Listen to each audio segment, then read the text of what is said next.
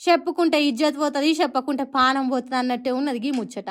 Cell ఫోన్ల ఆటలకు బానిసలైన ముగ్గురు ఆడవిళ్ళలను అయ్యవ్వలు కాసింత గట్టిగా బెదిరించిరట. 9 అంతరాల మేడ మీద నుంచి దుంకి పానాలు తీసుకున్నారట. ఇది పాపమా న్యాలమా? కాలం ఎటు దిక్కుపోతున్నది, ఏమైతున్నది? గింత ఘోరం ఉంటుందా ఎక్కడన్నా? ఏసోంటి పిల్లలు ఎట్లా తయారైతున్నారో చూడుండ్రి. ఫోన్లకి ఏ తిరగ బానిసలు అవుతున్నారో చూడుండ్రి.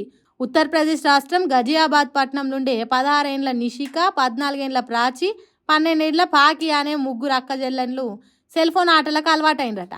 ఆ ఆటే లోకము, ఆ ఆటే సర్వం అన్నట్టు దాంట్లోనే ముఖం పెట్టి ఇలిచుడు చేసిండ్రట.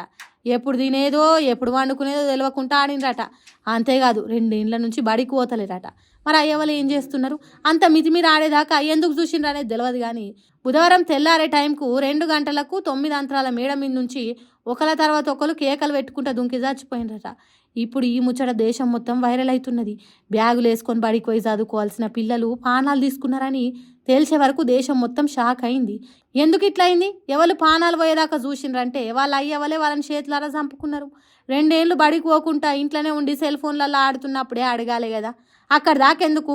ఫోన్లల్లో ఆటలు మొదలు పెట్టినప్పుడే గుర్తించాలి కదా. కానీ అయ్యవ్వలు పట్టి పట్టినట్టు ఉండే వరకు యోగింతవరకు వచ్చింది. అయ్యవ్వలు ఫోన్లో ఆటలు ఆడకుండ్రి అన్నందుకే చావాలనా అంటే అది కాదట. ఏదో కొరియన్ దేశం ఆన్లైన్ ఆట ఆడుకుంటా దాంట్లో చెప్పినట్టు చేయాలన్నట. మరి దాంట్లో బంగ్లా మీద నుంచి దుంకి చచ్చిపోండి చెప్పిండ్రో ఏం పాడో తెలియదు. కానీ ముద్దుగున్న ముగ్గురు ఆడవిల్లలు జీవి తీసుకున్నారు. తాల్చుకుంటేనే ఒళ్ళు జల్లుమంటుంది కదా. కాబట్టి అయ్యవలు జర పిల్లలకు సెల్ ఫోన్లు దూరం పెట్టుండ్రి.